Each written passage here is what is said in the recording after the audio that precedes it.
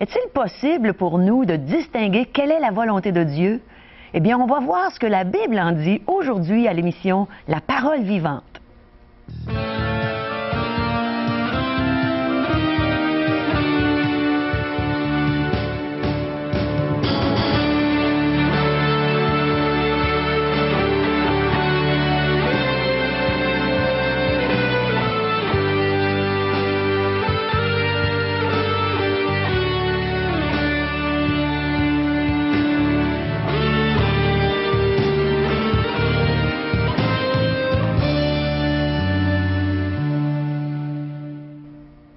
Bonjour chers amis et bienvenue à l'émission La Parole vivante. Aujourd'hui, le pasteur Régent Joly va nous entretenir sur ce que c'est d'avoir du discernement. On va l'apprendre. Et aussi, on va entendre un beau chant de Ninon et Sylvain Paradis. On va entendre un témoignage d'une vie transformée par le Seigneur. Et n'oubliez pas, ça nous intéresse de savoir ce que vous pensez. Ça nous intéresse d'avoir vos questions aussi. Vous voulez peut-être savoir certaines choses par lesquelles on peut vous répondre par la parole de Dieu. Alors, appelez-nous à 1-877-l'Espoir, 1-877-537-7647 ou visitez notre site web espoir.ca.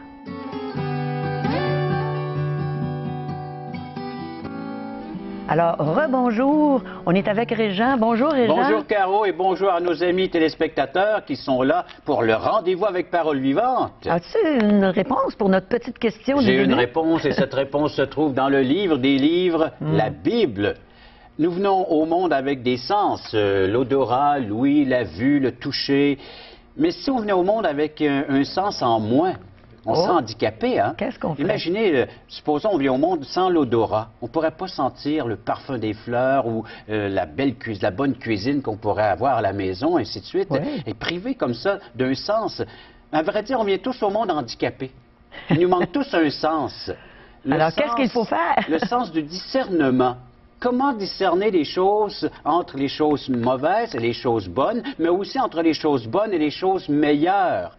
Et le Seigneur Jésus veut nous équiper avec un sens bien approprié à chacun d'entre nous, sur mesure, un sens que lui seul possède, puis il est prêt à le partager avec chacun d'entre nous si nous avons la foi pour l'accueillir et le recevoir. Il est prêt à nous équiper et nous donner un sens spirituel qui va nous permettre de discerner, comme tu l'as si bien dit au début de cette émission, à discerner la volonté de Dieu, donc à accomplir ce qui est le meilleur pour ma vie et pour mon éternité. Oh, c'est bon. Alors, on va apprendre à avoir du discernement aujourd'hui. Bible en main, et on va regarder comment s'équiper de ce nouveau sens qui est disponible à chacun d'entre nous. Alors, restez avec nous, on vous revient dans quelques instants.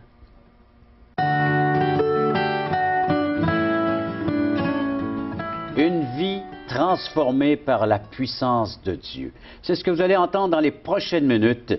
Nous avons le plaisir d'accueillir M. Claude Gérard. Claude, bienvenue à l'émission Parole vivante. Merci, pasteur. Votre vie est composée d'interventions divines, de miracles qu'on pourrait nommer aujourd'hui. Que s'est-il passé? Comment le Seigneur s'est révélé, s'est manifesté dans votre vie? Moi, j'ai donné ma vie, pasteur, en 89. Je me suis fait baptiser en 92. Et le Seigneur, dans ma vie, a fait 3 beaux miracles.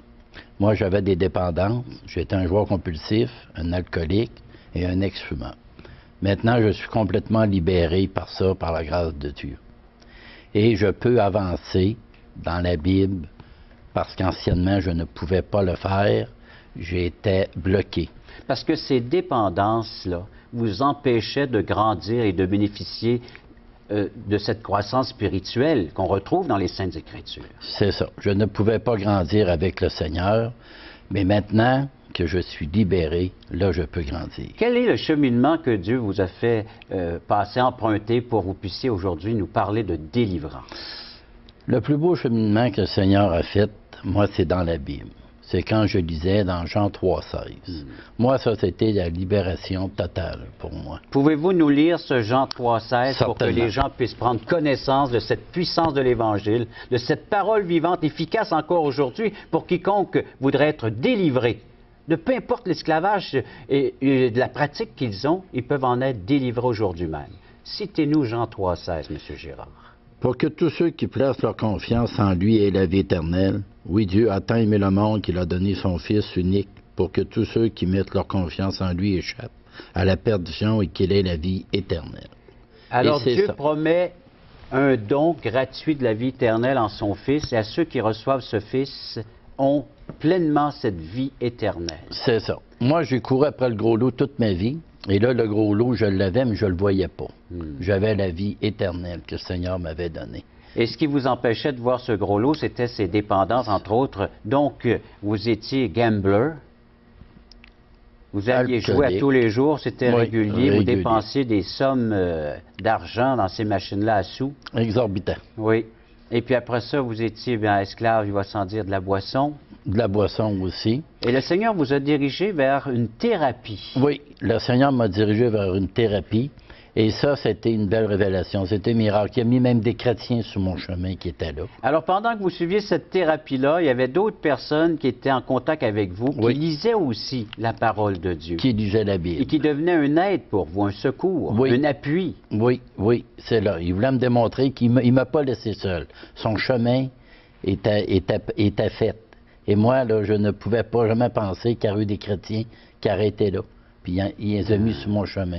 Alors donc, Dieu ne vous a jamais abandonné, jamais délaissé. Jamais. C'est nous qui abandonnons notre grand Dieu, Oui. parce qu'il est toujours prêt à nous secourir, à venir à notre aide. Oui. Et c'est ce qu'il a fait avec votre vie, parce que il vous a tant aimé qu'il a donné son Fils unique, afin que vous puissiez le recevoir et par le fait même bénéficier des bons soins d'un Dieu, d'un Père céleste. C'est ça. Alors donc, oui, la délivrance, mais surtout délivrer de la condamnation éternelle.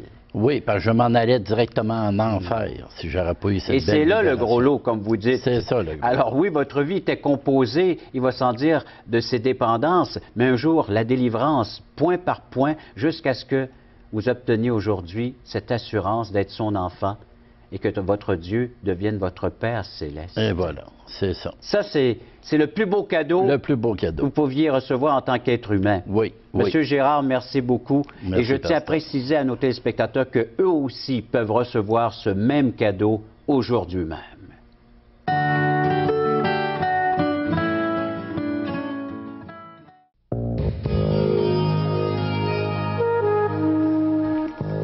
Eh bien, on est déjà rendu au message de la parole de Dieu. On va apprendre ensemble à avoir du discernement aujourd'hui. Alors, Régent, j'ai bien hâte de voir ce que tu vas partager avec nous. Cette idée m'est venue en méditant la parole de Dieu. Entre autres, Philippiens, chapitre 1, à partir du verset 8, c'est une prière de l'apôtre Paul concernant les croyants de cette région de Philippe. Donc, aux Philippiens, il dit « Car Dieu m'est témoin que je vous chéris tous avec la tendresse de Jésus-Christ. » Paul avait une manière de s'exprimer Oui. puis de parler à ses frères et sœurs dans la foi avec toute tendresse. Il leur témoigne son affection et il dit au verset 9 « Et ce que je demande dans mes prières », alors c'était un frère qui intercédait, qui priait pour Oui. les autres croyants et il voulait que les autres puissent bénéficier au maximum de leur vie spirituelle, de leur relation avec Dieu. Et le verset 9, il dit, ce que je demande dans mes prières, c'est que votre amour augmente de plus en plus en connaissance et en pleine intelligence. Et le verset 10, pour le discernement des choses les meilleures, afin que vous soyez purs et irréprochables pour le jour de Christ. Alors, il priait pour ça. Il priait pour que ces croyants puissent grandir dans l'amour de Dieu et dans un discernement des choses les meilleures. Vous savez, l'être humain recherche des bonnes choses. Oui. On recherche des choses bonnes, mais le Seigneur est prêt à nous accorder des meilleures encore. Alors il faut discerner quelle est sa volonté, qu'est-ce que Dieu met à la portée de tous et chacun. Premièrement, il faut reconnaître que notre Dieu est bon. Peut-être qu'il y a plusieurs personnes qui disent, oui, bien, on est conscient de la bonté de Dieu, mais Dieu est bon dans le sens qu'il vient à notre aide, à notre secours, qu'il sait que nous avons besoin de sa présence. Et ça, peut-être qu'on le réalise moins, qu'on dépend de lui pour les choses les meilleures que nous pouvons bénéficier, aussi bien dans ce monde que dans l'éternité. C'est Alors, une intervention divine qui va me permettre de pouvoir jouir, de pouvoir bénéficier des meilleures choses de cette vie. Alors, si je comprends bien, Dieu veut pas juste ce qui est bon pour nous, mais encore plus. C'est sa volonté, Que ça c'est son déborde. désir. Imagine ce Dieu-là, il veut que nous puissions avoir une vie qui fonctionne au maximum. Alors nous, on se contente parfois d'une vie médiocre et même, il y a des gens qui malheureusement n'ont plus d'espoir dans cette vie. Alors imaginez un tel verset, Oui. quel contraste avec ce pessimisme, avec ces pensées négatives, de savoir que notre Dieu n'est pas là pour nous priver. Là encore, les gens ils disent, ah Dieu, il est toujours avec ses règlements puis ses lois, puis il veut nous priver. Non, au contraire. Paul, il dit, ma prière, c'est que vous puissiez bénéficier des choses les meilleures concernant votre vie. J'espère qu'à partir d'aujourd'hui, vous allez rechercher ces choses les meilleures, mais il y a une seule façon, c'est de croire en la bonté de Dieu. Placer notre confiance dans la bonté de Dieu, que Dieu est intervenu. Vous savez, l'humanité a été séduite par des puissances des ténèbres, nous dit les Saintes Écritures. Depuis les origines, depuis Adam et Ève, il y a une manifestation des ténèbres qui s'est faite dans ce jardin d'Éden. Et les gens, Adam et Ève, entre autres, qui représentent cette humanité, a obéi à cette voix plutôt qu'à la voix de Dieu. Et ça a entraîné l'humanité dans la déchéance, dans la déception, dans la désolation et dans la perdition. Alors, si je comprends bien, Adam et Ève ont manqué de discernement. Ils ont manqué de discernement dès le point de départ. Oui. Et là, le Seigneur revient à la charge et maintenant, il veut récupérer cette humanité déchue et perdue. Alors, il faut réaliser par sa bonté. Sa bonté, son amour le pousse à agir de la sorte. On n'est pas sauvé par son amour, mais par le moyen par lequel il s'est choisi lui-même pour nous sauver. Et sa bonté, son amour, se manifeste en une personne, en la personne de Jésus-Christ. Et lorsque cette personne est reçue dans notre vie, comme la plupart viennent nous témoigner, la plupart des gens qui viennent témoigner à l'émission Parole Vivante, et nous deux, on peut le témoigner, c'est par l'acceptation du don de la vie éternelle qu'on trouve en son Fils Jésus, que nous pouvons maintenant bénéficier pleinement de la vie. Le Seigneur Jésus a dit dans Jean 10, « Je vous donne la vie, une vie abondante et une vie qui n'aura jamais de fin, c'est-à-dire une vie éternelle. » Alors une durée, elle ne finira jamais. Mais en plus, ici-bas sur cette terre déjà, au moment présent, une vie abondante. Alors comment est-ce qu'on fait pour que cette vie soit de plus en plus abondante? Alors c'est recevoir ce don d'amour de la part de Dieu qui, par son Fils, veut nous donner cette vie. Alors de reconnaître que oui, je ne l'ai pas, alors première chose, et je dépends de la bonté de Dieu. C'est la bonté de Dieu qui intervient dans ma vie, qui me montre, qui me fait réaliser que pour bénéficier des meilleures choses de la vie, si je veux profiter pleinement de cette vie, j'ai besoin de ce don qui est la personne de Jésus-Christ, l'accueillir comme mon Sauveur et Seigneur. Ça, c'est la première chose. Je vais juste vous lire le psaume 119. Est-ce que c'est sa bonté qui nous amène à avoir du discernement aussi? Sa bonté, bénéficiant de sa bonté, alors oui. Et le psaume 119, juste vous lire ce que le psalmiste nous a laissé ici. Je viens de le lire.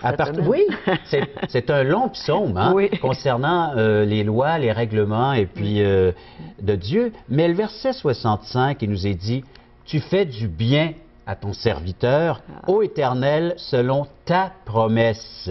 Enseigne-moi le bon sens et l'intelligence, car je crois à tes commandements.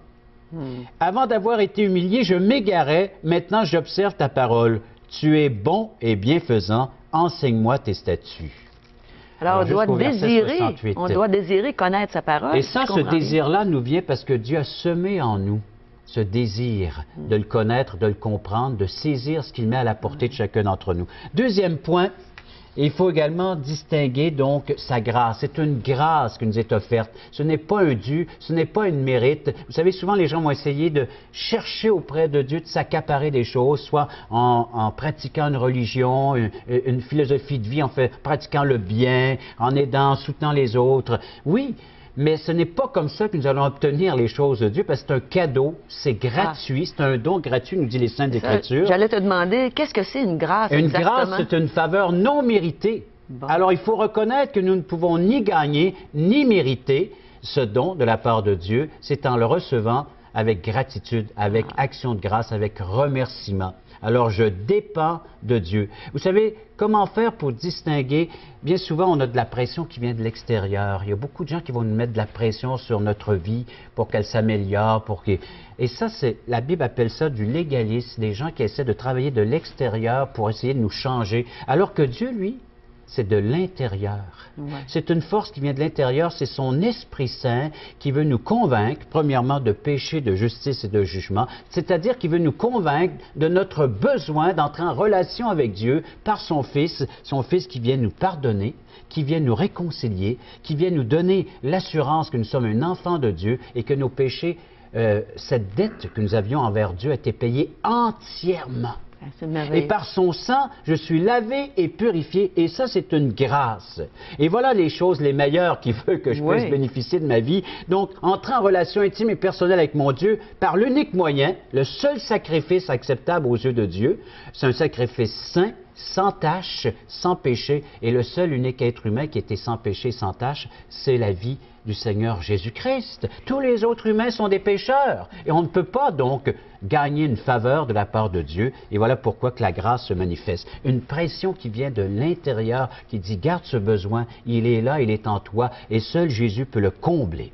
Et une fois qu'on a reçu cette grâce, le don gratuit de la vie éternelle, comment est-ce qu'on fait pour obtenir plus de discernement? Est-ce qu'on peut aller plus loin au niveau de notre Moi, discernement? j'aime entendre des témoignages qui parlent de délivrance parce que c'est le seul moyen. Dans Jean chapitre 8, parce qu'on peut voir que même si on reçoit le don de la vie éternelle, il peut y avoir des obstacles dans notre vie qui nous empêchent de bénéficier de la vie abondante et des bons soins de notre Papa Céleste. Et dans Jean chapitre 8, c'est le Seigneur Jésus qui apporte cet enseignement. Mais quel enseignement! Elle a du poids et j'espère que vous allez peser tout cela là, en vérifiant vous-même. Est-ce que vous possédez cela? Jésus a dit...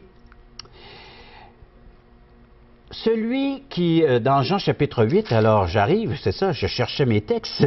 Alors dans Jean, il dit, là, vous connaîtrez la vérité et la vérité vous affranchira. Ça, c'est le verset 32. Qu'est-ce que ça veut dire, affranchir? Libérer. Briser les chaînes. Alors on est peut-être esclave, on est dépendant de plusieurs autres choses, alors que là, le Seigneur veut nous délivrer.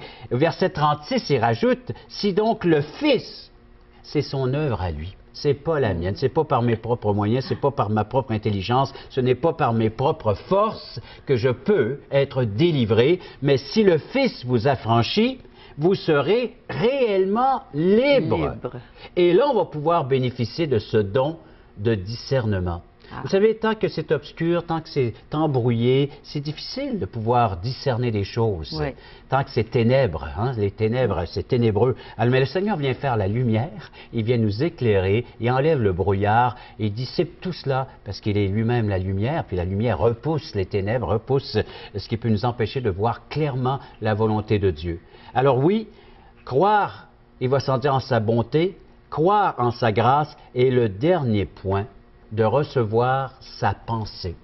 Le Seigneur a une façon de voir les choses qui est tout à fait contraire à la nôtre. Le prophète Isaïe a dit, « Mes pensées ne sont pas vos pensées. » Alors donc, il faut adhérer aux pensées de Dieu. Et le Seigneur, dans Romains chapitre 12, les versets 1 et 2, comment est-ce qu'on peut obtenir la pensée de Dieu? C'est premièrement en s'offrant, comme un sacrifice vivant, agréable, de s'offrir à Dieu, c'est-à-dire de lui offrir ma vie en échange, en retour de ce qu'il a fait pour moi. Je lui offre ma vie et il la prend, il va l'utiliser maintenant, il va la façonner à sa façon. Et puis, qu'est-ce qu'il veut? C'est quel est le but? Qu'est-ce qu'il veut faire avec ma vie? Parce que c'est bon d'en connaître le but, l'objectif. Qu'est-ce que Dieu va faire avec ma vie? Si je lui donne ma vie, il va la rendre semblable à son Fils Jésus. Et quand on connaît la vie du Fils, on connaît la vie de Jésus, elle est dépeinte, elle est décrite dans les évangiles. Vous pourrez la lire en toutes lettres. Si vous avez un évangile, lisez, vous allez voir découvrir la vie de Jésus. Et c'est cette vie-là que Jésus veut faire avec la nôtre.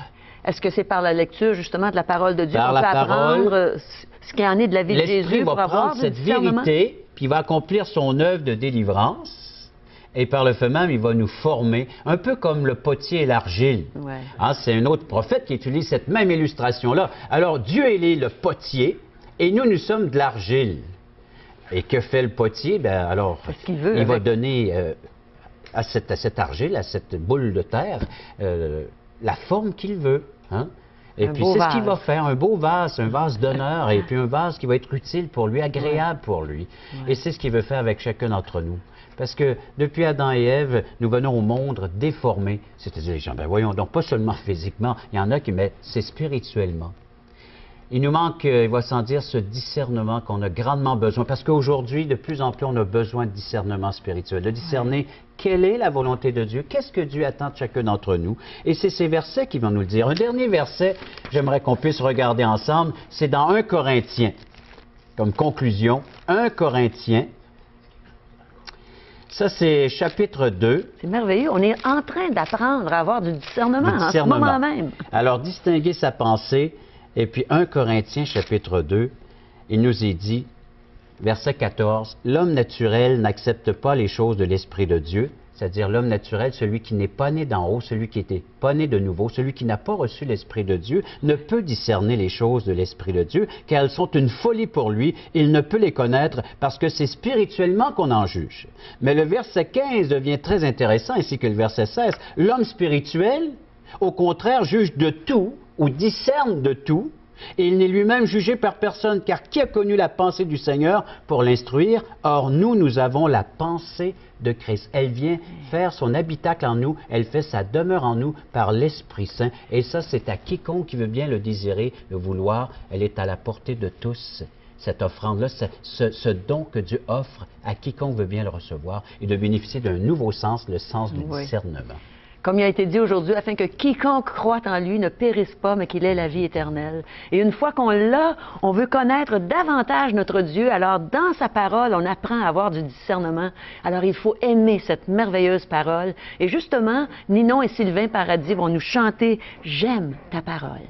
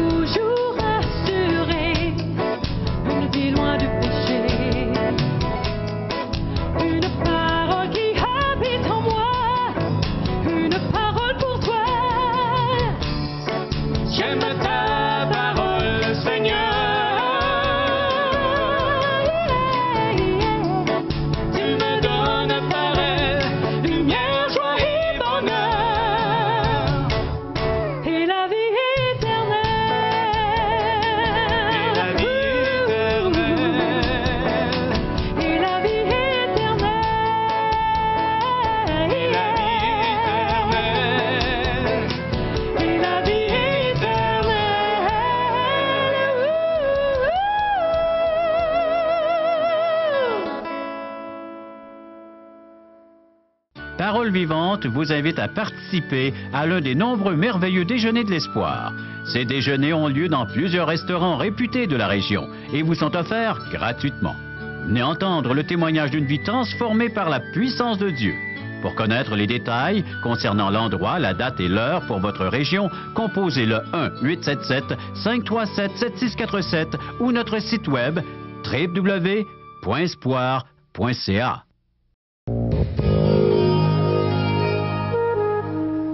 Alors, allez dans nos merveilleux déjeuners de l'espoir, vous ne le regretterez pas. Et vous allez même rencontrer Dieu dans ces déjeuners. Ça, c'est garanti. Et on va vous offrir aussi plein de petits cadeaux. Puis justement, on vous en offre aujourd'hui, n'est-ce pas, Régent? Pour ceux et celles qui ont fait la demande à Dieu de recevoir le don de discernement, comment le développer maintenant? Bien, c'est en lisant la parole de Dieu et on veut les encourager avec quelques littératures que nous offrons tout à fait gratuitement. L'Évangile selon Jean.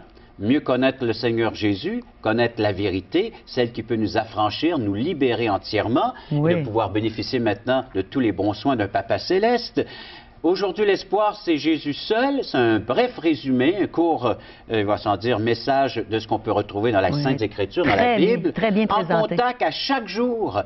Une réflexion sur des principes bibliques, comment de pouvoir faire fonctionner tout ça dans notre vie de tous les jours, bénéficier des principes de Dieu. Le lit à chaque jour. À chaque jour, ben oui, c'est quotidiennement, on peut se nourrir de la parole de Dieu. Question fondamentale de J. Blanchard, offert gratuitement, les grandes questions existentielles. Pour recevoir cette littérature, eh bien, vous avez juste à aller à 1-877-l'Espoir, 1-877-537-7647 ou visiter notre site web espoir.ca.